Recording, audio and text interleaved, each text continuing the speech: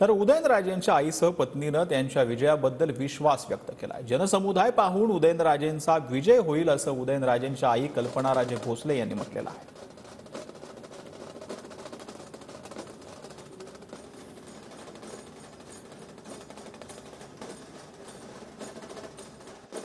आपल्यासोबत बोलण्यासाठी राजमाता छत्रपती कल्पनाराजे भोसले आपल्यासोबत आहेत।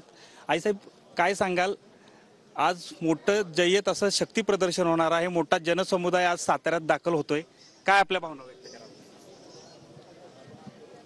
आम्हाला हे सर्वाची एक सवय झाली आहे, कारण की जिकडे उदयनराजे असतात तिकडे अशी प्रचंड गर्दी होतच असते।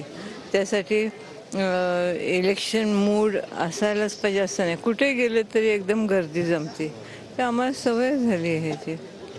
एकूणच सातारा तालुका असेल किंवा सातारा लोकसभा मतदारसंघाच्या 6च्या 6 विधानसभा मतदारसंघातून कार्यकर्ते मोठ्या संख्येने आता दाखल होत आहेत सातारा शहरात, मोठी गर्दी पाहायला मिळते।